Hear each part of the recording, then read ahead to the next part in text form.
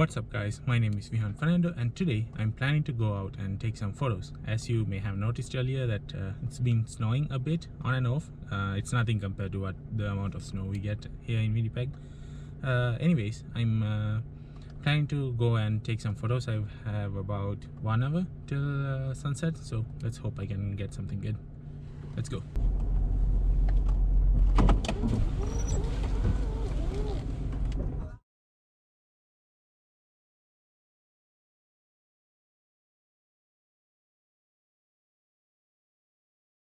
Okay, so I just pulled into Kings Park. There are a few cars, but I don't think there's a lot of people. It's a big trail, so I think we can manage to stay a social distance. Anyways, the woods are covered in snow. It's really nice. I didn't record the drive here because I'm alone today. So anyways, hopefully I can get some good shots.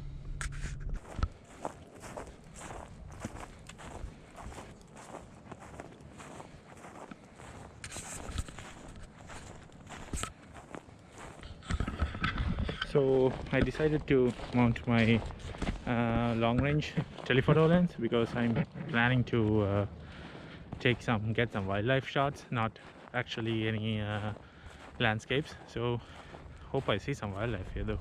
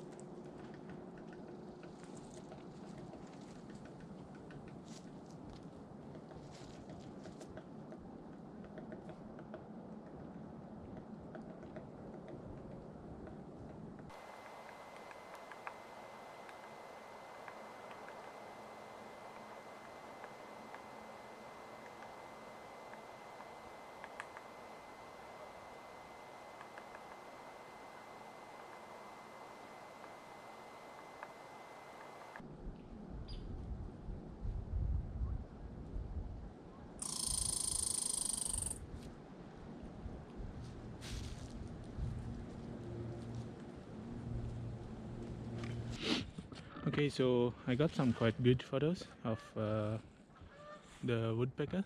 Oh, look at that. Oh, you can see it. So anyways, I got some good photos of the woodpecker and the squirrel. So I think those are really good. I can't hear the woodpecker right now. I'm hoping I would be able to see it again. Anyways, there are some cool landscapes around here. I'm gonna try and capture some of it.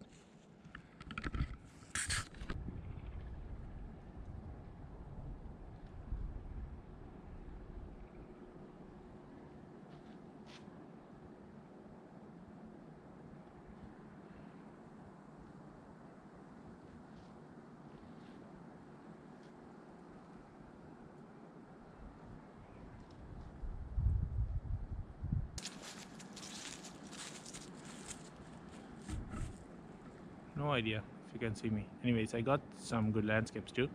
The GoPro battery is not doing really well in this cold, and also it's super cold right now. I can't feel the buttons on the camera, and my voice is all weird. Hey guys, just got back in the car. So if I put together this video the way I'm thinking of doing it right now, you'll already know that it was amazing out there. I got a lot of good photos. The only problem that I ran into was not bringing gloves. It was so cold. It was -6 when I left home, and now the sun's gone. It's getting dark. It's probably -11 or even below that. I don't know. Anyways, it was super cold. It came to a point where I couldn't feel my fingers, and I was pressing the buttons on my camera, and it wasn't doing what I wanted it to do. So I just packed up and left. I did find that woodpecker though and took some great photos, but I didn't stay there long, mainly because I didn't want to disturb it. Like it's building a home, so if I keep running after it, it'll just have to fly from tree to tree. So I just left it alone, and I got what I needed and headed back to the car. So the main reason I decided to make this video was like to do an editing session to show how the basics of editing and how I do it. So let's quickly head home and start editing these amazing photos. It's been a while since I recorded that first part of the video. Anyways, let's get started. So, what's up guys, my name is Fernando, and today we are going to talk about basics of editing using Photoshop.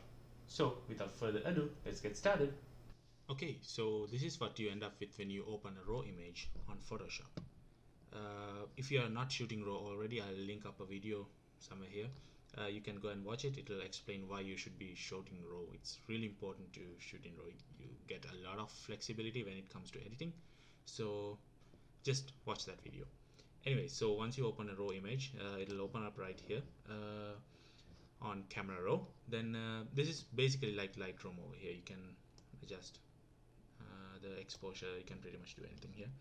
I usually don't do much from this panel. I just, if it's overexposed, I try to get the exposure down a bit and reduce the highlights maybe, and then press open, which brings the image onto Photoshop itself.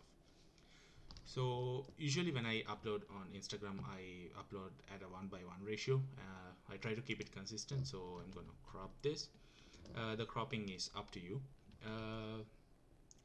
This should be good enough. One of the main things when it comes to wildlife photography is that you use your telephoto lens and you almost zoom to the very end, which can reduce the sharpness a lot. So you need to get the sharpness up. One of the ways I've learned to do it is to first open a new layer and then press Ctrl Alt Shift E. That would stamp the visible layer on top. Why I do this is because let's say you just edited on the background layer, or you duplicate the layer and edit on that.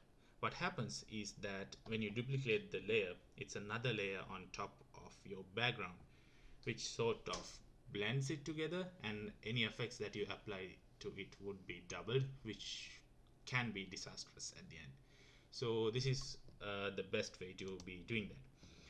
So select that layer and then go to Filter, Blur and Gaussian Blur. Set it to around 5 and click OK.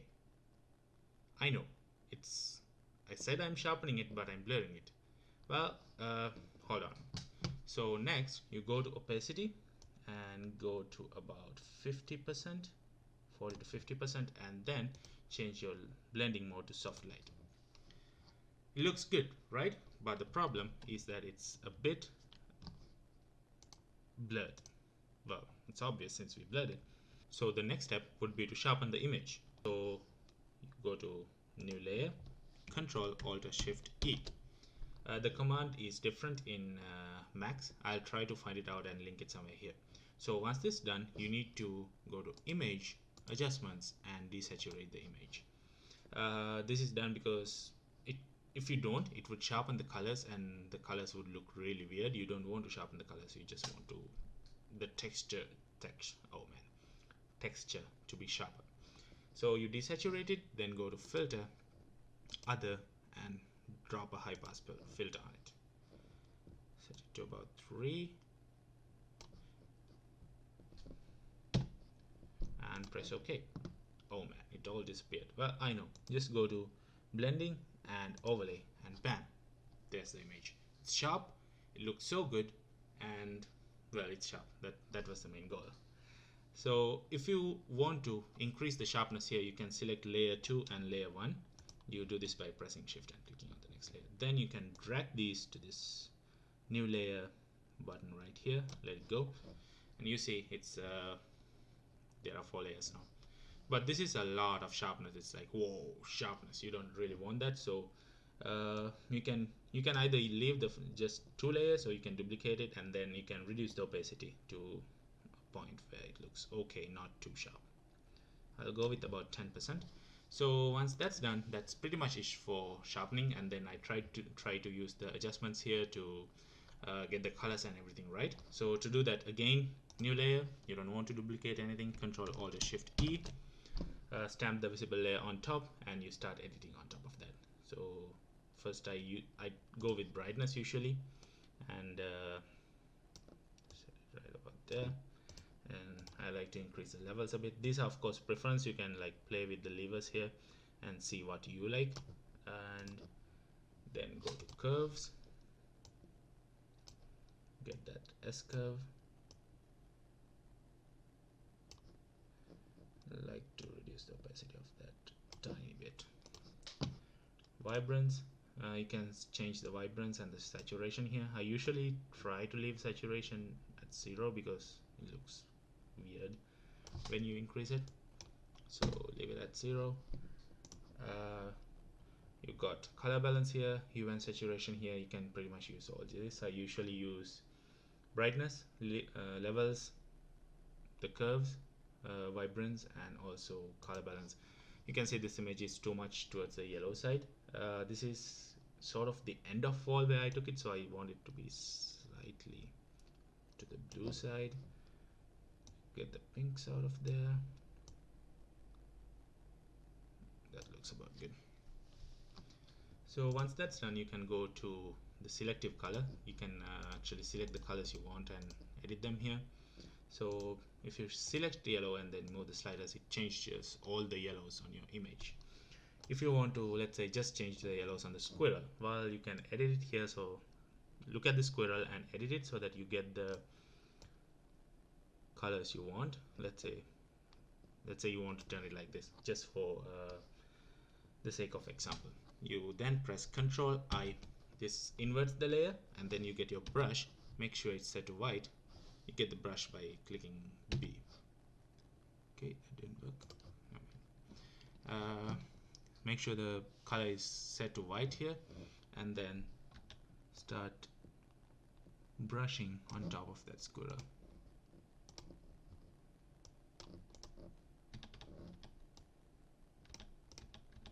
As you can see, now that the color change you did is only on the squirrel. Of course, I don't want it this color. As I said, this is for example's sake. So I'm just gonna delete that selective color layer. Get selective colors again. Start with red.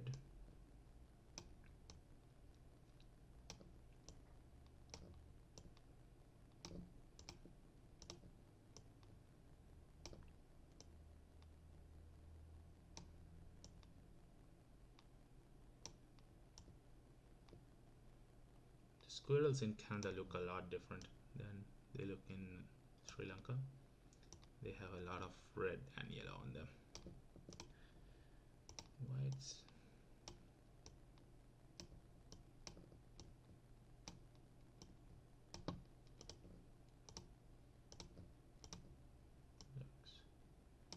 So one thing I look in images is that's so for example, in this image I want the attention to be on the squirrel. So if there is something in the image that takes that attention away, I like to remove it. Or in this case, the white here, it's a bit, I think it's exposed a bit too much, so I want to reduce that a bit. So what you can do is, as I showed you earlier, in the same way that you change the color of the squirrel itself, you go to brightness and contrast, reduce it to the point where you like it.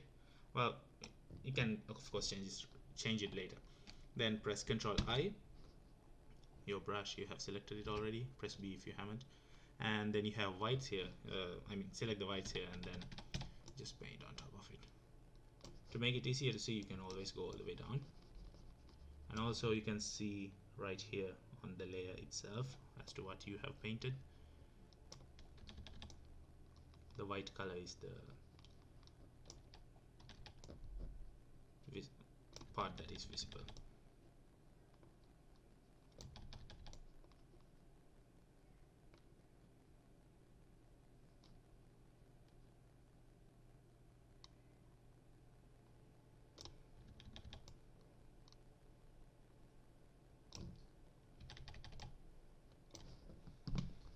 See, you can see this trunk and the squirrel is colored black, and the background is pretty much white. And if you have missed anything, you can also see it there. And once that's done, you can mess around with this lever and arrange place it so that it looks good. About there would be good, I guess. And then I think I need to get the overall brightness slightly up. Change this back again. There we go. I think that looks pretty much good. So this is how you basically edit in Photoshop. Photoshop can be used to do many different things, such as if you want to remove some of these branches, you can clone stamp them, or you could fill the section. There are a lot of things you can do. You can even cut this squirrel out and paste it on another picture. Photoshop is good for things like that, whereas Lightroom is just editing. You can pretty much do most of the things we did here in Lightroom, but it's the preference as to what you like using. I usually use both of them. So at this point, I just usually export it, get it onto my phone. If I like it, then I just post it. Sometimes if I want to make smaller changes, I usually use PS Express on your phone and edit it a bit. Another thing that I like to do is apply a vignette so that it pushes the attention of the viewer more towards the squirrel. That's how I upload most of my Instagram photos. Okay, so if we go to revert, that's what we started with, and product. Started with and product. So I think it looks pretty good. Okay guys, so that's basically it for today. I hope you enjoyed the video and I hope you learned something from it. Please like and subscribe if you haven't already, and see you on my next video.